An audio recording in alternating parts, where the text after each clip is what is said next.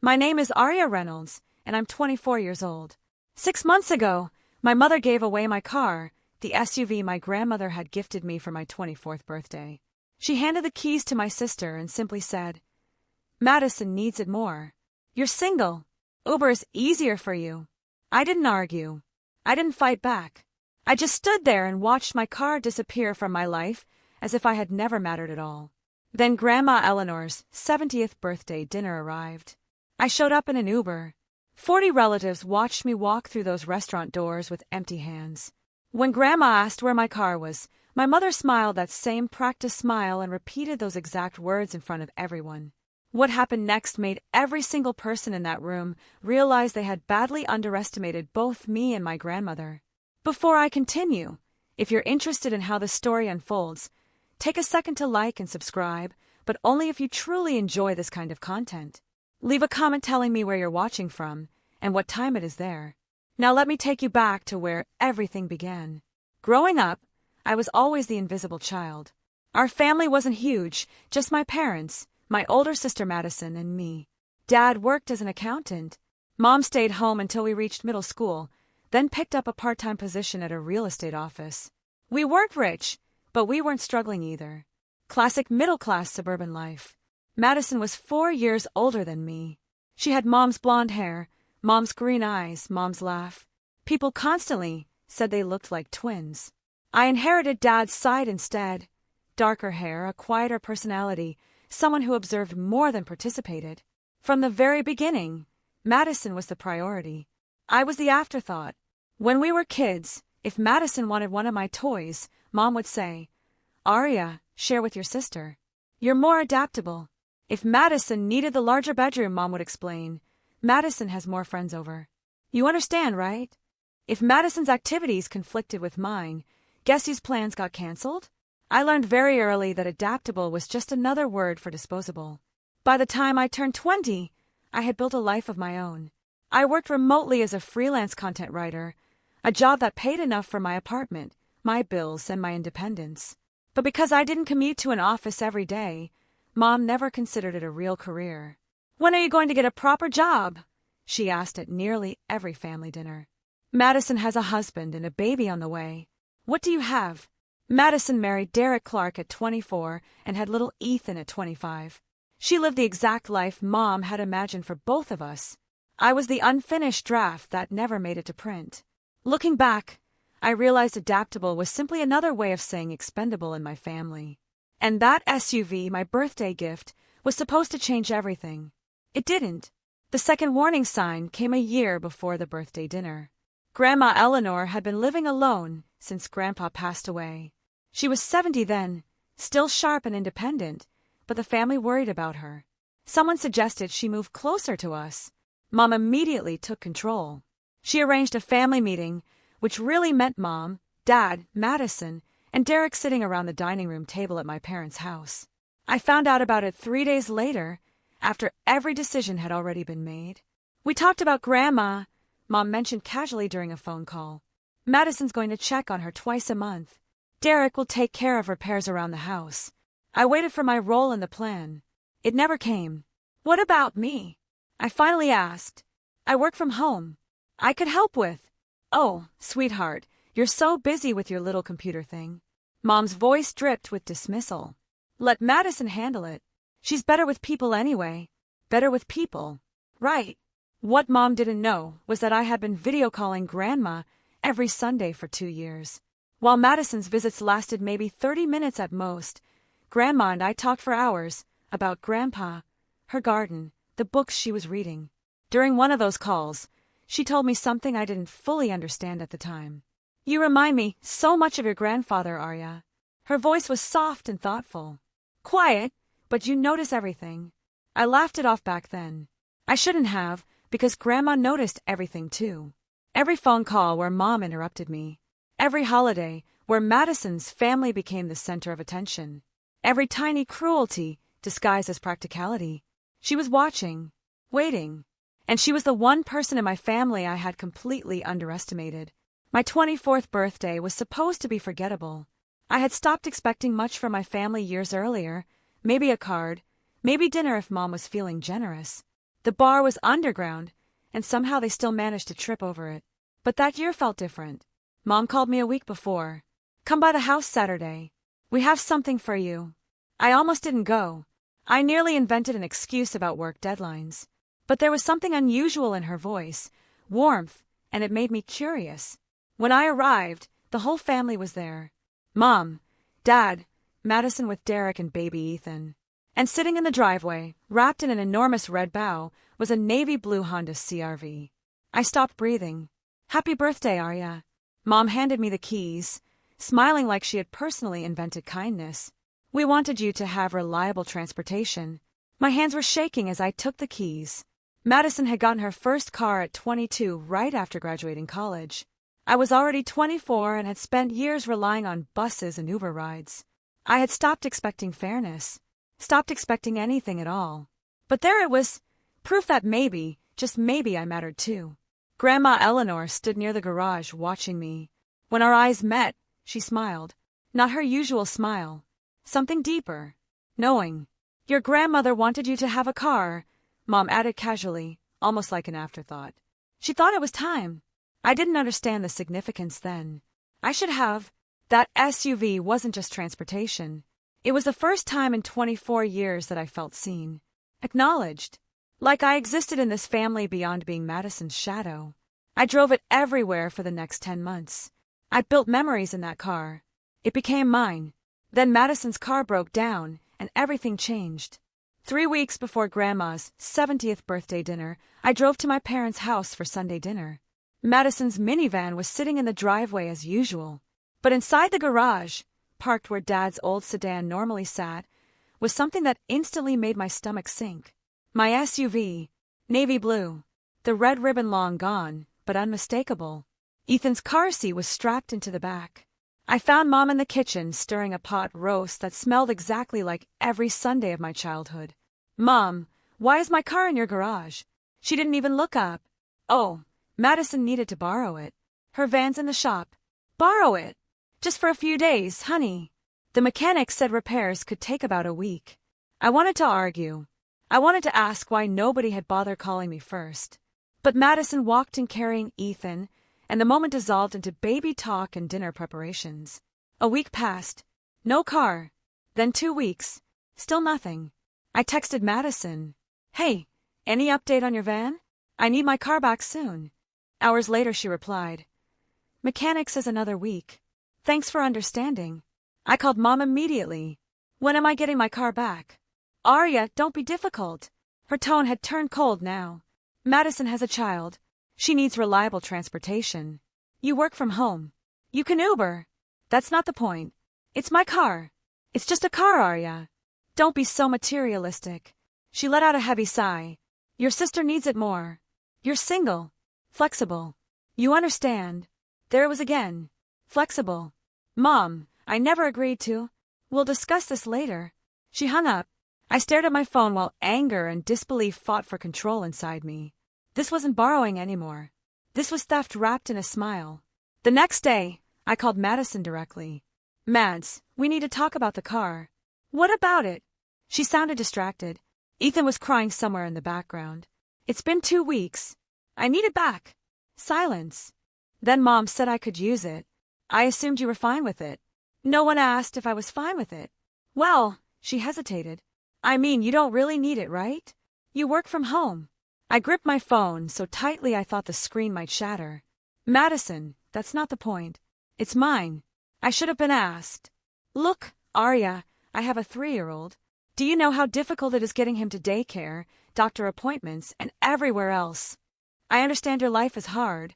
That still doesn't give you the right to take my things. I'm not taking anything. Her tone sharpened instantly. You're being dramatic. It's only a car. Then return it. More silence. Mom said we could figure this out at Grandma's party. We'll talk then, okay? She hung up before I could answer. I sat alone in my apartment staring at the Uber app on my phone, and suddenly something tightened in my chest. If I stayed quiet now, this would keep happening over and over again. Every time Madison wanted something, Mom would volunteer my resources, my time, my space, my entire life. I would stay flexible forever. I decided I'd speak to Mom privately at Grandma's party, calmly, maturely like adults. I'd explain how hurtful this was, establish a boundary, and get my car back. I didn't want to fight. I only wanted respect. But Mom, I would soon discover, had completely different plans. Very public plans. The day of Grandma Eleanor's 70th birthday arrived wrapped in perfect autumn weather. The Rosewood was the kind of restaurant that whispered wealth, white tablecloths, crystal chandeliers, waiters gliding silently like ghosts. Mom had reserved the private dining room for 40 guests, extended family, cousins I hadn't seen in years, aunts and uncles who still pinched cheeks and asked about my non-existent dating life. I arrived in an Uber. The driver dropped me at the entrance, and I smoothed out my emerald dress, inhaled deeply, and headed toward the doors. That's when I saw it. My SUV, navy blue, parked 3 spaces from the entrance with a baby on board sticker I had never bought slapped across the rear window. Madison and Derek were climbing out. Ethan squirmed in Derek's arms, fussing over his tiny bow tie. Madison noticed me and waved as though nothing was wrong. "Arya, you look amazing. Did you Uber?" I forced a smile that felt like broken glass. "Convenient, right?" I replied. "So convenient." She either missed the edge in my voice or chose not to hear it. "We should go inside. Mom's been stressed about the seating chart all day." Derek gave me a short, awkward nod before following her toward the entrance. Ethan's whining echoed across the parking lot. I stood there for a moment staring at my car. The car where I'd created memories. The car that made me feel visible in this family. Now it carried someone else's sticker, someone else's car seat, someone else's life. I walked into that restaurant knowing I had to say something. Confront Mom quietly. Resolve this once and for all. What I didn't know was that Mom had already been telling everyone her own version of the story. The private dining room buzzed with conversation and clinking glasses.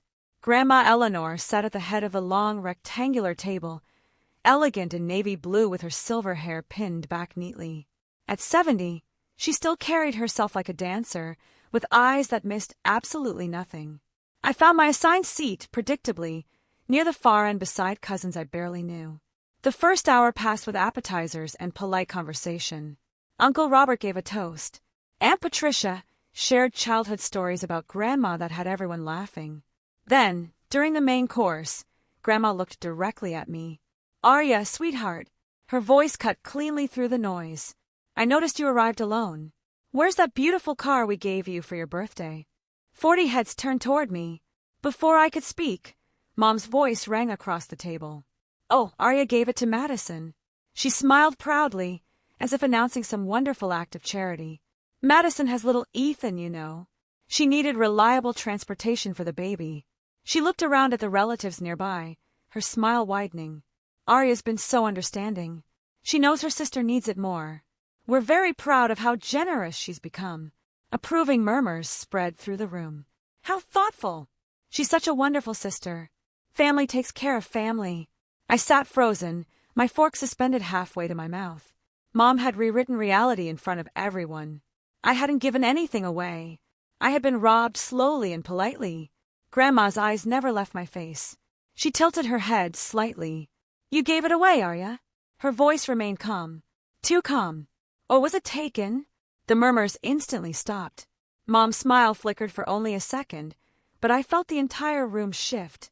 Mom, Linda, laughed nervously. "What kind of question is that?" Of course Arya gave it willingly. "She's not a child." Grandma didn't laugh. She placed her fork down with deliberate precision. "I'm asking Arya, not you, Linda." Every side conversation vanished. 40 pairs of eyes bounced between my grandmother and me like spectators watching a tennis match. I swallowed hard. My heartbeat pounded, so loudly I was sure everyone could hear it. I began, then stopped. I looked at Mom's warning glare, at Madison's frozen expression, then back at Grandma's unwavering gaze. "No one asked me," I finally admitted. "I was told Madison was borrowing it for a week. That was 3 weeks ago." 3 weeks, Grandma repeated slowly. "I tried getting it back." My voice grew steadier. "Mom said Madison needed it more because she has a family. Because I'm single." I paused. "Because I'm flexible." The room fell completely silent. Mom stood abruptly, her chair scraping against the hardwood floor. "This is a private family matter, everyone. Nothing to worry about." Small. Grandma's voice sliced through the room like ice. A $30,000 car is a small matter? Someone gasped. I think it was Aunt Patricia. Mom's face drained of color. Mother, can we please discuss this privately? You made it public, Linda. Grandma's eyes never moved from hers. You announced to this entire room that Arya willingly gave away her car. If that statement is false, it deserves to be corrected in the same room.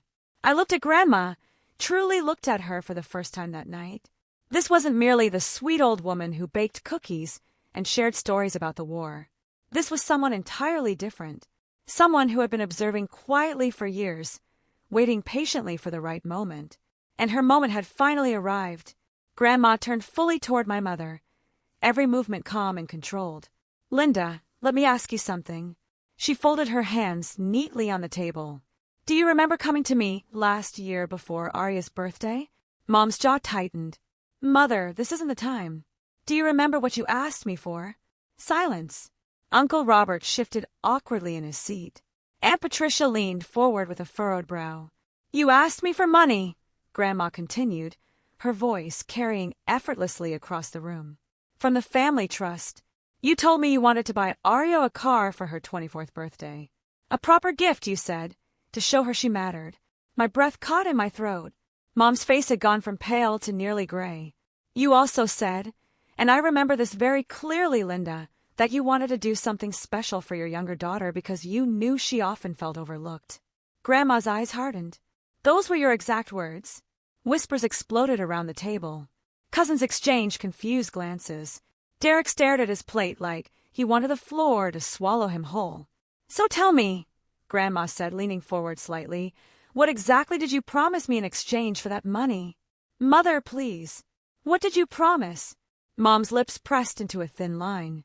She looked around the room, at her siblings, her nieces and nephews, the 40 witnesses watching her unravel, and said nothing. Aunt Patricia spoke softly. Linda, what is she talking about? I watched my mother struggle. For the first time in my entire life, I saw her without the armor of control and confidence she always wore.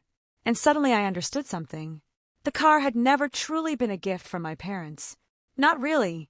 I'll tell you what she promised, Grandma said, her voice steady as steel.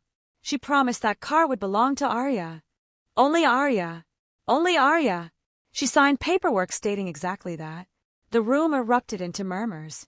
Mom's face twisted instantly. That document was it was only a formality for the trust records. The title of that car, Grandma interrupted smoothly, is in my name, not yours, Linda. Not Arya's. Mine, because I paid for it. I felt like the ground had vanished beneath me.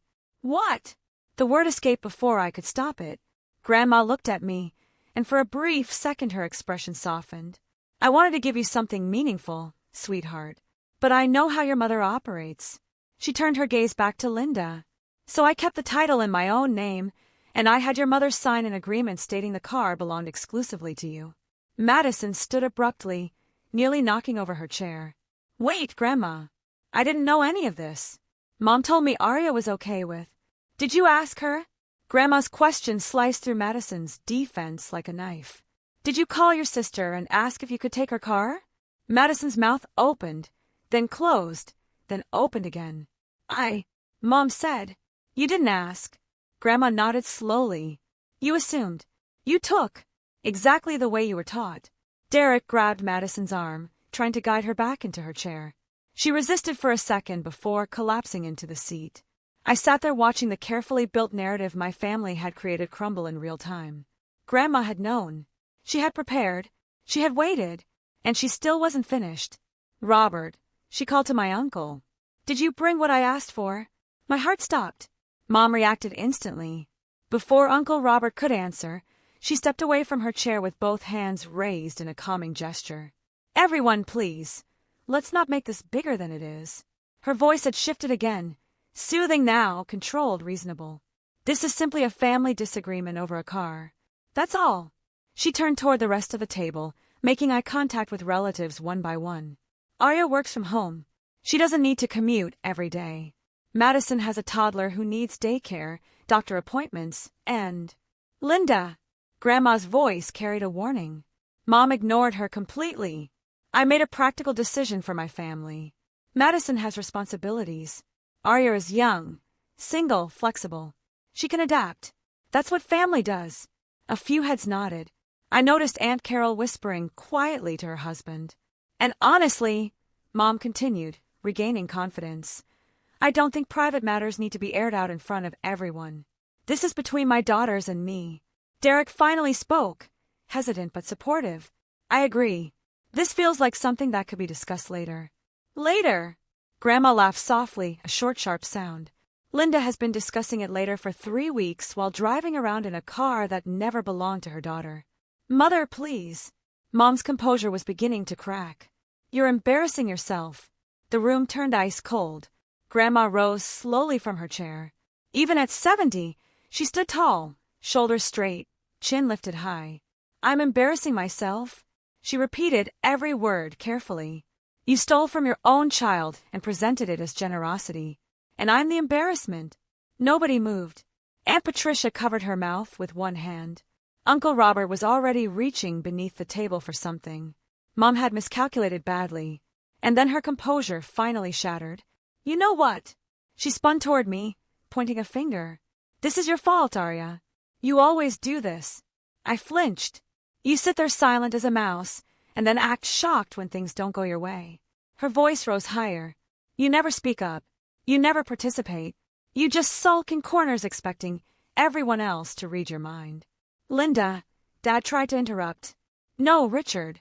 Someone needs to say it. Mom's eyes looked wild now. Madison has been carrying this family. She has a husband, a child, real responsibilities. Arya sits at home typing on her computer and calls it a career. Each word landed like a punch. Your sister sacrifices every single day for her family. What do you sacrifice, Arya? Nothing. You give nothing. Tears burned behind my eyes, but I refused to let them fall. Not here. Not in front of everyone. Sisters help each other. Mom's voice dripped with righteous fury. Madison needed that car. A good sister, a real sister, would have offered it without even being asked. I heard myself say quietly, if someone had asked. Don't play the victim. It doesn't suit you. Madison sat frozen, staring down at the tablecloth. Derek had one arm around her, but he looked like he wished he could disappear. I was seconds away from standing up, walking out, and never looking back. Then another voice broke through the tension. That's enough, Linda. Aunt Patricia was standing now, her face flushed with anger. I sat through this exact treatment when we were children. I'm not going to sit here and watch you do it to your daughter. Mom's head snapped toward her sister. Patricia, stay out of this. No, Patricia's voice was firm. Not this time. She walked around the table toward my mother. I was the flexible one in our family too, Linda. Remember? Her voice remained steady, but decades of pain sat underneath every word. You got the bigger bedroom, the newer clothes, the later curfew. And every time I complained, Mom and Dad told me to be more understanding. Mom's jaw tightened. That has nothing to do with. It has everything to do with this. Patricia stopped beside Grandma's chair. I spent years in therapy learning that what happened to me wasn't normal. And now I'm watching you repeat the exact same thing with Arya. The room was silent as a cemetery. She's not selfish for wanting her car back. Patricia looked around the table. She's not difficult. She's a person with basic boundaries. Madison finally raised her head. Aunt Patricia, I honestly didn't know. Then you should have asked. Patricia didn't soften. That's the entire point. You should have asked. Something shifted inside my chest. For the first time in my life, someone in my family was defending me. Someone understood. Grandma placed a gentle hand on Patricia's arm in quiet approval. This stopped being about a car a long time ago, Grandma said. This is about whether our family respects all its members, or only the ones who demand attention the loudest. Then she looked directly at me, and for the first time I saw something in her eyes I had never truly noticed before. Pride. Robert, she said again. The folder. This time nobody interrupted. Uncle Robert reached beneath the table and pulled out a thick manila envelope. Mom stared at it like it was a loaded weapon. And in many ways it was. Okay, I need to pause here for a second. If you've ever experienced family members talking about you like you weren't even in the room, making decisions for you and expecting you to simply accept them, I want to hear from you. Leave a comment below. Would you have spoken up at this point, or would you have waited the way I did? And if you're enjoying the story so far, hit the like button. It really helps support the channel. Now let's get back to what happened next, because trust me, Grandma still wasn't finished. Uncle Robert stood and walked over to Grandma's side of the table. The manila envelope looked completely ordinary, plain beige paper with a metal clasp. But the way Mom stared at it, you'd think it held nuclear launch codes. Mother, Mom's voice had lost all its sharpness now, replaced with something close to desperation. Whatever you're about to do, please. Not here. Not in front of everyone.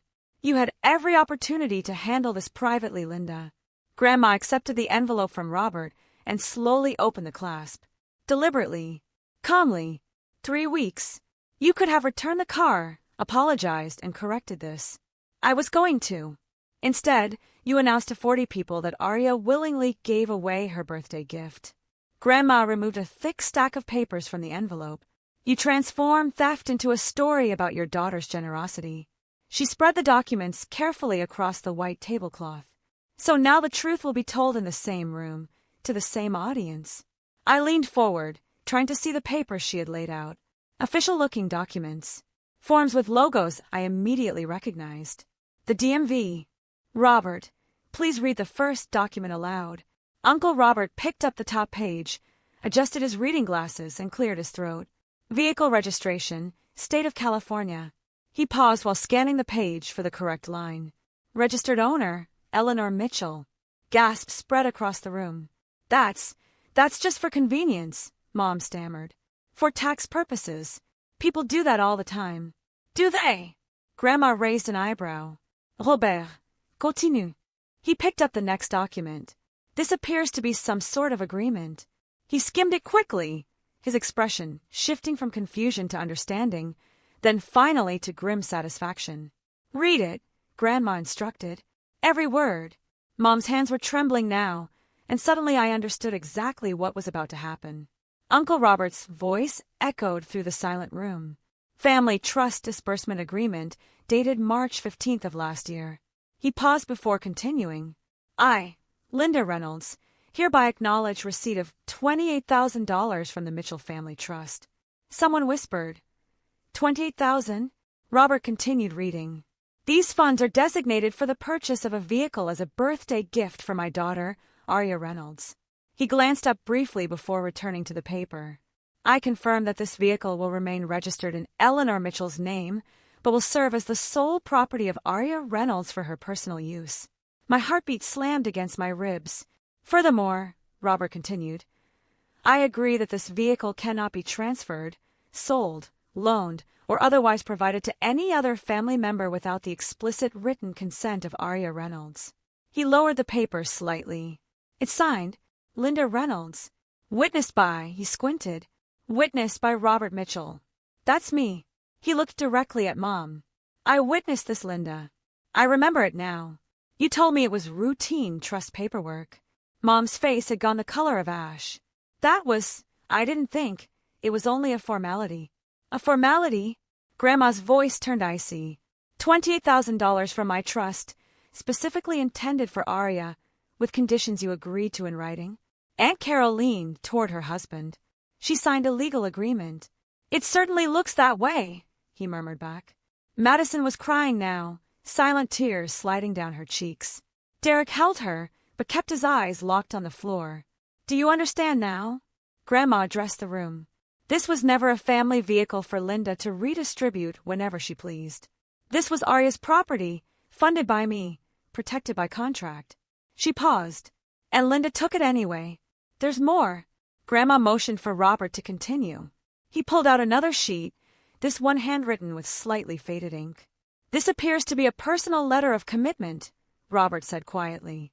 Also signed by Linda. Mom made a sound that resembled a wounded animal. I don't see why. Read it, Robert. He cleared his throat and began.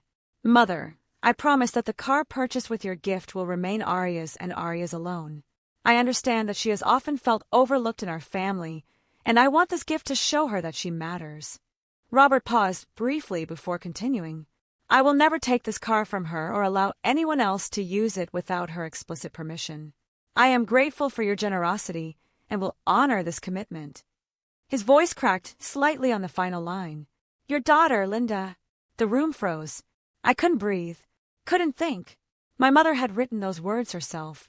She had acknowledged that I felt overlooked, promised to do better, and then broken every promise she made. That letter, Grandma said slowly, was your idea, Linda. Not mine. You wanted your promise in writing, so I would know you understood. Mom's lips moved, but no sound emerged. Did you lie to me then? Grandma asked quietly, or did you simply forget your promises the moment they became inconvenient? Aunt Patricia shook her head in disgust. Uncle Robert placed the papers down carefully, like they were burning his hands. Madison was openly sobbing now. Mom, how could you? You told me Arya didn't care about the car. I thought it would be fine. Mom finally burst out. She never complains. She never had to. Grandma's words landed like a gavel. That was the entire problem. The verdict had been delivered. Madison stood suddenly, mascara streaked across her cheeks. Grandma, I swear I didn't know. Her voice sounded desperate and raw. Mom told me Arya said yes. She said Arya thought it made more sense for me to have it because of Ethan. Grandma looked at her oldest granddaughter without warmth. And you accepted that without question? I did. Did you call your sister? Text her? Send even one message asking how she felt? Madison opened her mouth. Nothing came out. You didn't. Grandma nodded slowly. Because it was easier not to ask. Easier to accept what benefited you and assume everyone else would simply tolerate it. Derek finally tried to step in. Eleanor, surely this can be discussed somewhere more private. Private? Grandma's laugh was razor sharp. Your mother-in-law publicly announced Arya's generosity to everyone in this room. She made a public statement, a false one. Her eyes swept across the 40 stunned faces surrounding the table. This was made public, so it will be resolved publicly. Linda humiliated Arya in front of everyone. The truth deserves the exact same audience. Several relatives nodded quietly. I felt Aunt Patricia's hand reach beneath the table and squeeze mine gently. Arya didn't give away anything, Grandma said firmly. She was robbed by her own mother and sister in broad daylight, then blamed for being upset about it.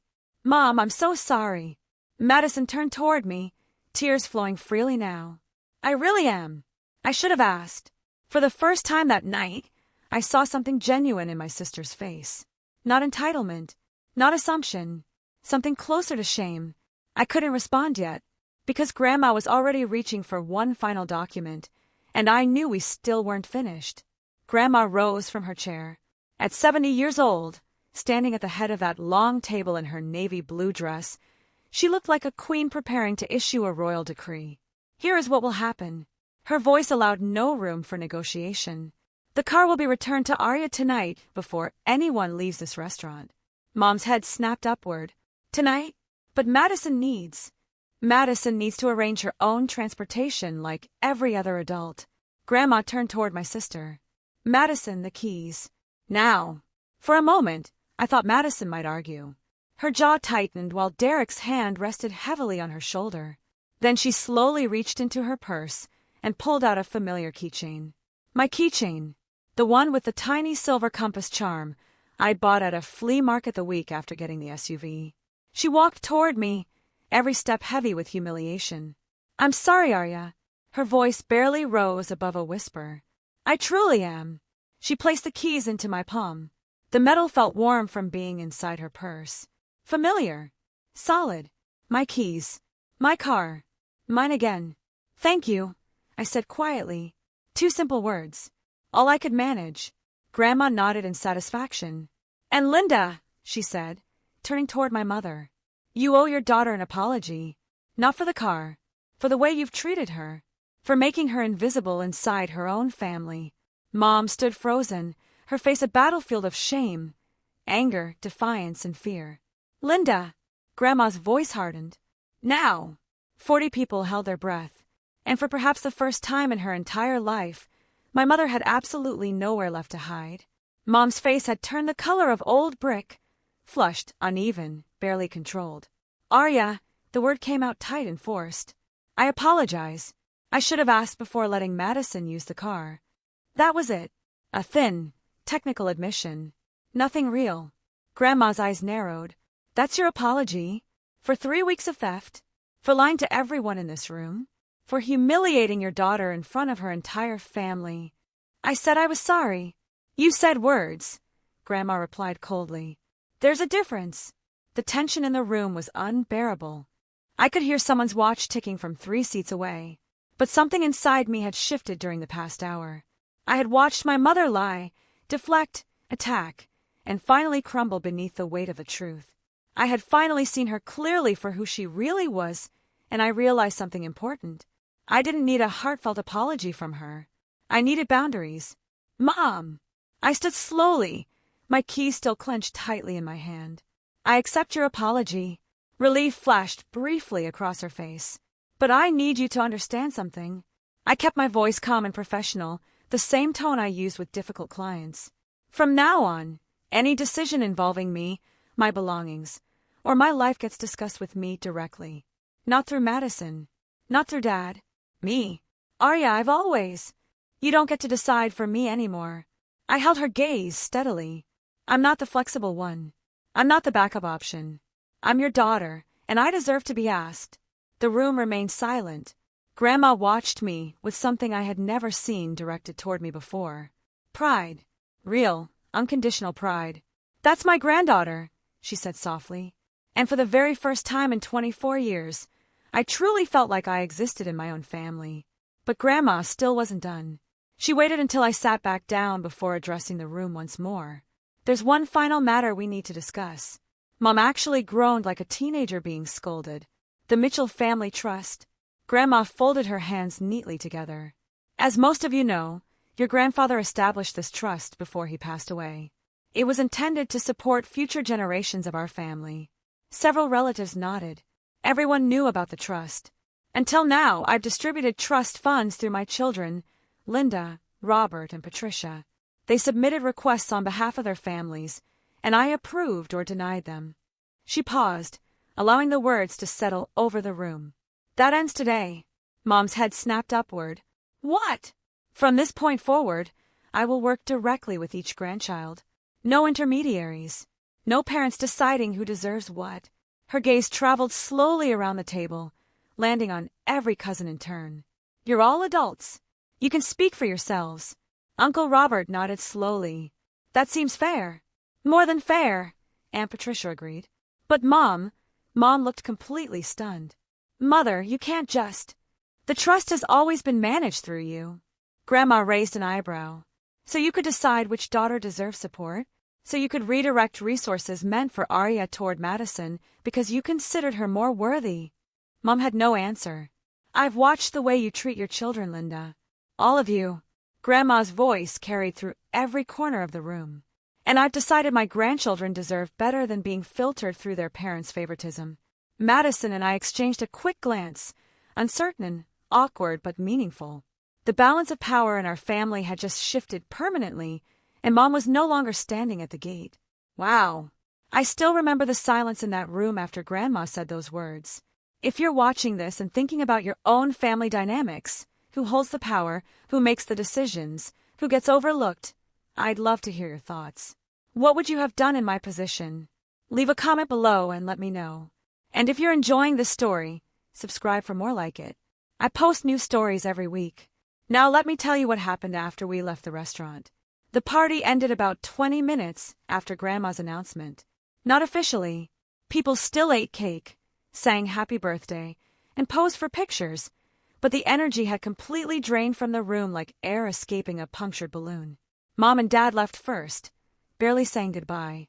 Madison and Derek followed not long after, Ethan asleep against Derek's shoulder. At the door, Madison paused, looked back at me and mouthed, "I'm sorry." I nodded once. Not forgiveness, just acknowledgement. Aunt Patricia found me standing beside my car in the parking lot, running my fingers across the door handle. "My car. You okay, sweetheart?" "I don't know." I laughed weakly. "Is this what normal feels like? I've been invisible for so long I forgot." She pulled me into a hug, tight, warm, the kind of embrace I had stopped expecting from family years ago. "You did the right thing tonight. Standing up for yourself took courage. Grandma did most of the work. She created the stage, Patricia replied gently. But you still had to step onto it. She pulled back slightly, her hands resting on my shoulders. I'm proud of you, Arya. And I'm proud of the person you're becoming. Before leaving, Uncle Robert shook my hand. Welcome to the club, he said with a dry smile. Not the favorite club. Meetings are on Tuesdays. For the first time all evening, I laughed. Grandma was the last person to leave the restaurant. She walked slowly but steadily, waving away every offer of help. Drive safely, sweetheart, she said, patting my cheek. Grandma, thank you for everything. Don't thank me. Her eyes twinkled mischievously. Just promise me you'll never be flexible again. I promise. I drove home alone that night with the windows down and the music turned up loud. Mine. 2 weeks passed in uncomfortable silence. No calls from Mom. No messages from Madison. Dad sent one awkward text. Hope you're doing okay. I replied with a thumbs-up emoji. Then, on a Tuesday evening, Mom called. I stared at her name on my screen through 3 full rings before finally answering. Arya! Her voice sounded carefully neutral. I think we should talk. Okay. I don't want this family falling apart over a car. She sighed dramatically. It was a misunderstanding. Can we move on? A misunderstanding? You know what I mean. Things got out of control. I shouldn't have mentioned it at the party, and your grandmother shouldn't have either. I noticed what she didn't say. No acknowledgement of stealing from me. No recognition of the lies. Mom, I'm willing to talk, but you need to understand. Good. She cut me off immediately. Actually, before we meet, I wanted to ask you something. Here it comes. Has Grandma spoken to you about the trust? About what? About her plans now that she's managing everything directly. There it was. The real reason for the call. If you want information about the trust, ask Grandma yourself. I'm asking you. Has she mentioned anything about future distributions? Plans for the grandchildren? My chest tightened with that old familiar disappointment. Mom, if the only reason you're calling is to figure out whether Grandma is giving me money, then this conversation is over. I kept my voice calm and steady. When you actually want to discuss what happened, I'll be here. Goodbye, Mom. I hung up before she could answer. Some things, I was learning, couldn't be repaired through a single phone call. A month after the party, Madison texted me. Not about the car. Not about Grandma, the trust, or family drama. Just, can we get coffee? I need to talk. Really talk. I hesitated. Part of me wanted to ignore her completely, to protect the peace I had finally started finding. But another quieter part remembered that Madison hadn't chosen to be the favorite any more than I had chosen to be invisible. We met at a small cafe near my apartment. Madison looked exhausted when she arrived, dark circles beneath her eyes, hair tied into a messy ponytail, nothing like the polished older sister I had spent my life envying. Thanks for meeting me. She wrapped both hands around her coffee cup. I wasn't sure you would. I wasn't sure either. We sat quietly for a moment. I've been thinking a lot since the party, Madison finally admitted. About everything. About how I never questioned things. About how I just took. Madison. Let me finish. Her eyes locked onto mine. I was always the priority. I got used to it. I never stopped to think about what that felt like for you. She swallowed hard. Mom made it easy not to think. She handled everything. Made all the decisions. Told me what to believe. And you believed her. I did. Because it was convenient. Tears gathered in her eyes. I'm not blaming Mom. I'm an adult. I should have asked you about the car.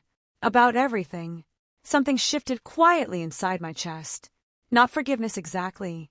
Something far more fragile. I don't need you to be perfect, Madison. The words came slowly, carefully. I just need you to ask. To actually see me. That's all I've ever wanted. She reached across the table and took my hand. I'm trying, she whispered. I really am. I knew it wasn't a solution, but it was a beginning.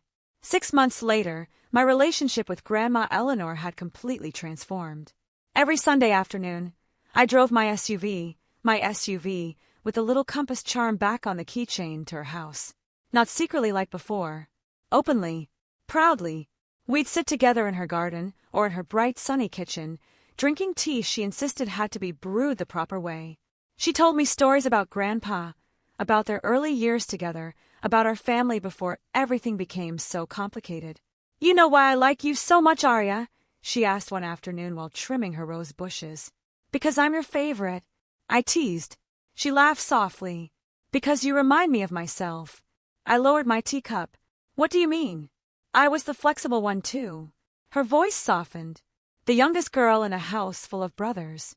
I learned very young to stay invisible, to accept whatever was given to me, and never ask for more. She adjusted a white rose carefully toward the sunlight. "Your grandfather was the first person who truly saw me. He used to say I was wasting myself by making myself small." A distant smile crossed her face, lost somewhere in memory. "He made me promise never to shrink again." I thought about all the years I had spent shrinking myself so other people could feel larger. "I wish someone had told me that sooner," I admitted quietly. Grandma turned toward me, her eyes bright. "I'm telling you now." She reached over and squeezed my hand gently. "I wish I'd had someone standing in my corner sooner, too. That's why I'm standing in yours." I hugged her then, properly, fully, the kind of hug I should have given her years earlier. "Thank you, Grandma, for everything." "Don't thank me." She patted my back softly. "Just keep being exactly who you are. That's all the thanks I need. Some lessons take 70 years to teach, but they're worth every second of waiting." So where do things stand now? My relationship with Mom is complicated. We talk, but carefully. She understands now that there are boundaries she can't cross anymore. Sometimes I catch small glimpses of the mother I always wished she could be, moments of genuine warmth that make me wonder what might have been different. But I no longer wait for her to change. I've stopped expecting her to see me the way I always needed to be seen. Madison and I are rebuilding slowly. She's learning to ask instead of assume, and I'm learning to trust that she genuinely wants to understand. We'll probably never be close the way some sisters are, but we're honest with each other now, and honestly, that's more than we ever had before. Dad stays neutral, which is its own kind of decision. I've accepted that about him too. And Grandma taught me the most important lesson of my life. Being flexible should never mean becoming invisible. Keeping the peace should never require losing yourself. I'm 25 now. I have my apartment, my career, my car with its tiny compass charm, and my weekly tea dates with a 70-year-old woman who refuses to let me shrink. I'm not the flexible one anymore. I'm the one with boundaries. And if you're watching this, if you're trapped in a family that overlooks you, takes from you, expects you to always be the one who gives in, I want you to remember something. You have the right to say no. You have the right to be asked. You have the right to take up space in your own life. Someone out there sees you. Maybe they haven't spoken up yet. Maybe, like my grandmother, they're simply waiting for the right moment. But you don't have to wait for them. You can start standing up for yourself today. That's my story. Thank you for staying with me until the end. If this story resonated with you, if you've ever felt invisible inside your own family, I want you to know you're not alone. Leave a comment below and tell me, what boundary did this story inspire you to set? And if you haven't already, please subscribe and turn on the bell notification. I share stories like this every week, stories about finding your voice and learning to stand your ground. Check the description for more videos in this series. Until next time, take care of yourself. You deserve it.